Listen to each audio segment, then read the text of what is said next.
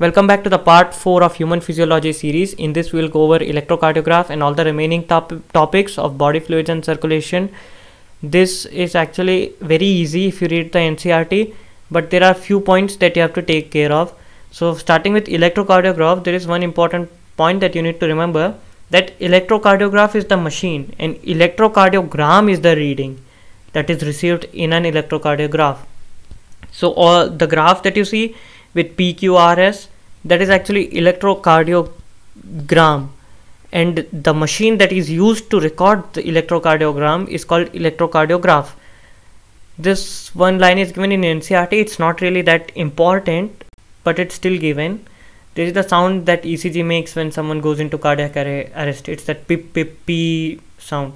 Next, there is the standard ECG, which is 3 electric leads, one in each wrist and one in left ankle. This is also given in NCERT.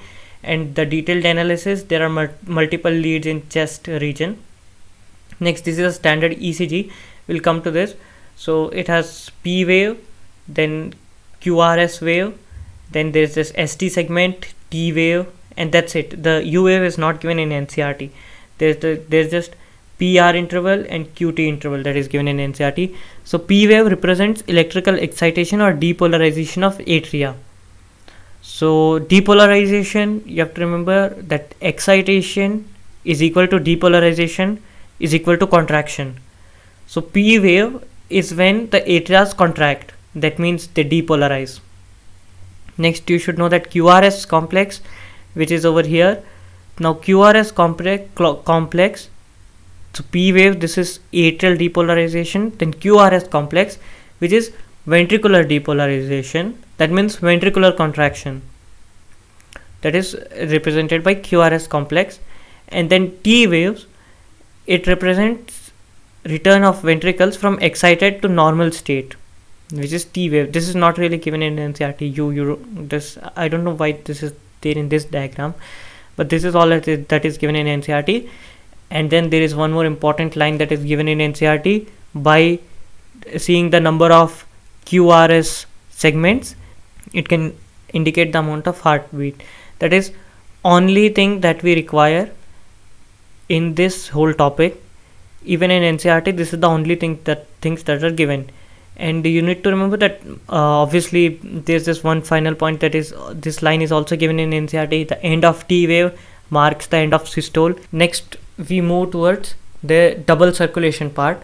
This one paragraph in NCERT is very important, and I will recommend you to read this paragraph by yourself, because there are few points that you may leave. So basically this whole thing is that deoxygenated blood goes from right atrium into the pulmonary arteries to the lungs, where it gets oxygenated, and then it comes back into from the pulmonary. There's actually a mistake over here. This is not pulmonary. This is actually a mistake in the diagram, which I didn't notice before. Actually, this is not pulmonary artery. This is actually pulmonary vein. So the oxygenated blood goes from pulmonary vein into the left atrium, and then to the left ventricle, and from left ventricle to aorta, through which it is given into the body, from which it goes into the body. And from the body, it is taken from vena cava, inferior vena cava, superior vena cava, and then back to the right atrium. This is basically the double circulation. There is a systemic circulation, which is heart to body, and then there is a pulmonary circulation, which is heart to lungs. And then there is one important line that is given in NCERT. It's about coronary arteries, which provide oxygenated blood to heart. That is basically coronary arteries. And along with this, there are few portal circulations that you have to remember. 2 portal circulation, hepatic portal circulation and pituitary portal circulations, that are mentioned in NCERT. So, and then there is this structure of vein and structure of artery that you have to remember. You have to remember that lumen of veins is a bit larger than lumen of artery. Then the capillary is the smallest, and so there are smooth muscles. This one paragraph, it is not very much important, but they can still ask questions from this. And I would recommend you read it once by yourself. I've explained all the important point of double circulation and the structure of artery and vein. Next, regulation of cardiac activity and disorders of heart disorder. In this whole chapter, this is actually the point where people ignore and they ask questions from over here. So regulation of cardiac activity. So this whole paragraph, this is the NCERT paragraph itself.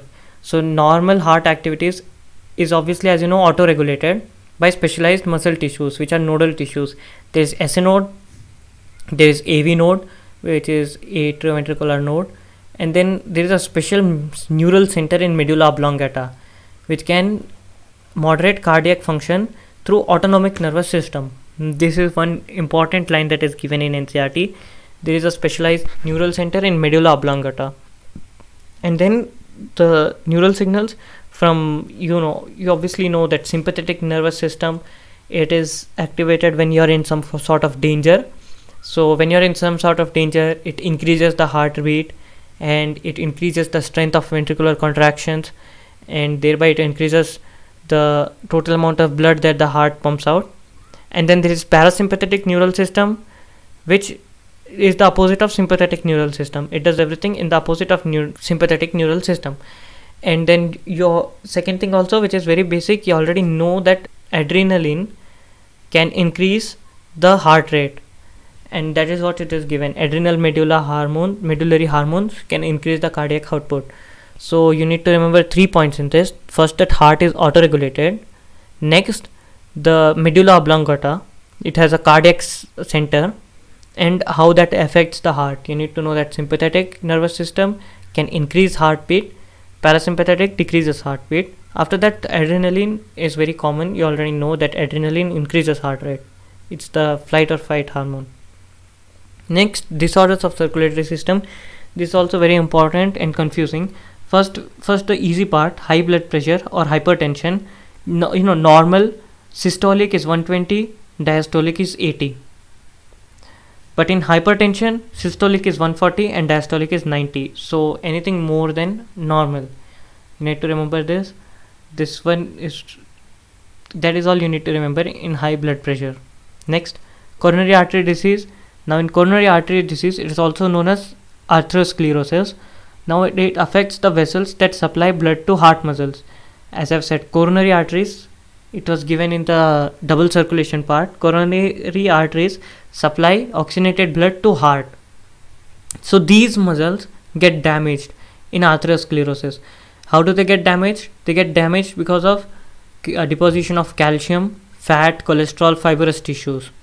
And this causes the lumen to become narrower. This is all given in NCERT line by line. So due to deposition of calcium, fat, fibrous tissues and cholesterol, all the unhealthy things, it causes the lumen of arteries to become narrower. One important thing is that you will remember fat, cholesterol and fibrous tissues because it's general knowledge, but you may forget calcium. So atherosclerosis is also caused because deposition of calcium. That's one important thing that you need to remember. Next, angina pectoris. So angina pectoris basically means chest pain. It is caused when not enough oxygen is reaching heart muscles. It usually happens in middle-aged and elderly people. That is all you need to remember in angina. Next, the heart failure. Heart failure is obviously when heart fails to pump enough blood to the body. That is heart failure. Now this will seem simple, but there is one important confusion that students often have. That is the difference between heart failure, cardiac arrest and heart attack.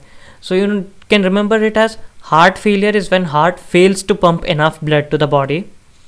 Cardiac arrest is, as you know, arrest when heart stops beating completely. And heart attack is when the heart muscle is damaged because of the inadequate blood supply to heart.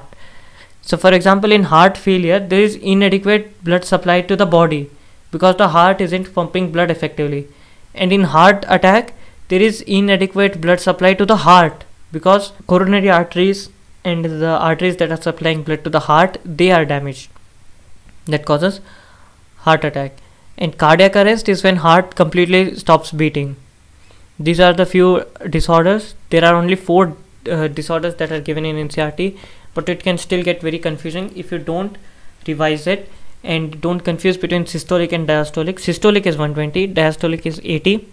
This completes the revision for body fluids and circulation. In the next video, we will go over the second most important chapter from human physiology, which is actually neural control and coordination.